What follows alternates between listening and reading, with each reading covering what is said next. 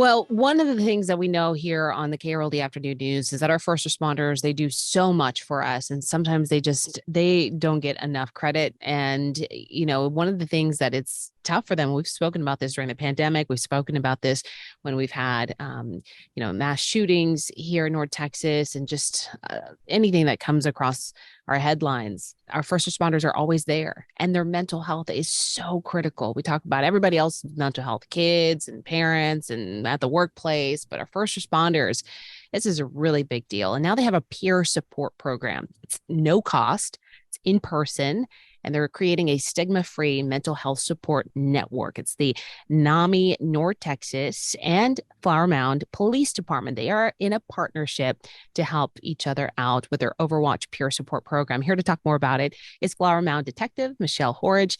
She is also the NAMI North Texas OPS manager. Thanks so much for being on our show today.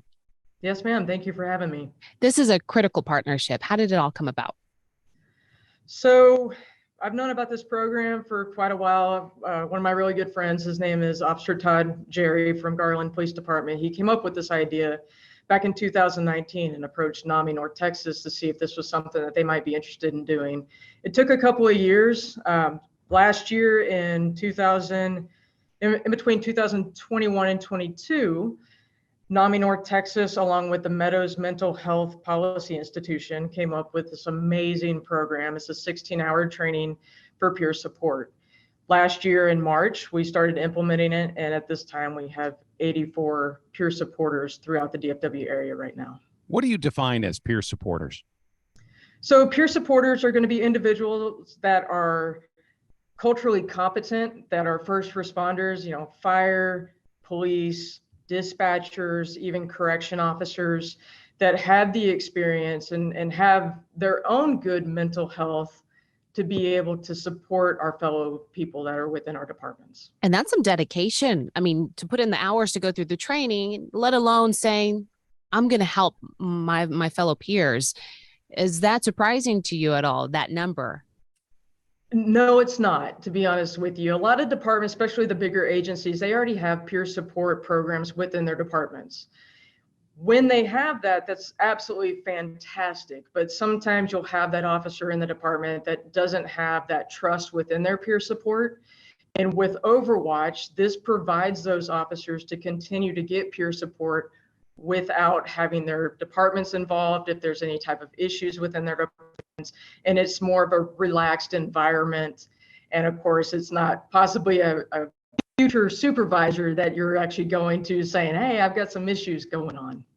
Let's talk about this. A lot of people kind of have a misconception that first responders are immune to anything, that they go do their jobs and then are able to leave their jobs. They know how to handle the stress. Yeah, you can handle the stress. You can take it on and it's not a big deal. That's completely and utterly false, isn't it? Yes, sir, it is. I'll be honest with you. I've had 23 years of law enforcement experience, and everything that I have gone through over 23 years, it weighs heavy on me all the time. We're dealing with critical incidents. We deal with family violence issues. And if it doesn't affect you in your personal life, congratulations, because every one of us struggle with the trauma that we see. I saw a picture on social media the other day. Is a lot of law enforcement, a lot of foreign first responders, they go into the job wanting to change the world, and then they leave with the world changing them. Would you say that that's true? Or what are some of the discussions that these peer support groups are having to deal with? It can be pretty heavy at times, can it? Yes, ma'am. It sure can be. One of the biggest things that as a peer support program, one of the things that we run into is just officers having problems dealing with fatality accidents. They're able to come to us and just kind of tell us what's going on with them. Are they having problems sleeping? Are they having nightmares with it? Are they starting to drink more alcohol? And with this peer support program, we can sit there and provide them resources within our community that can actually help go through the process of getting counseling or, rehab facilities, stuff like that. Is there a perception within first responders, among police officers, among firefighters, that if you're having troubles, that you might not be fit for the job? There are times that we run into that. It's usually as peer supporters, we try to get those officers in front of us as quick as we possibly can so they can continue to do their job. So tell us more about the program. How is it continuing to grow, and how are you reaching out to other members to be a part of it? Absolutely. So we want to continue to have this program grow within the DFW area. We currently have 84 certified ops supporters. That means that they've gone through the 16-hour class. Once they go through those 16-hour classes, we have the ability to have advanced training for those officers.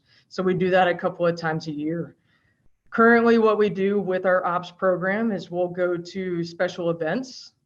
For example, we're going to Garland on June 24th to the PTSD 911 video.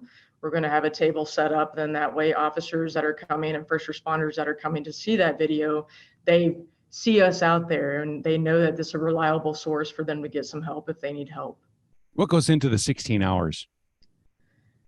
A grueling 16 hours. No, just kidding. So seriously, with the training that's in there, it's literally breaking down what peer support is. And it's providing them different resources of how to handle when you have somebody that's abusing alcohol and what we need to look at, some of the key factors, what comes with the mental health aspect.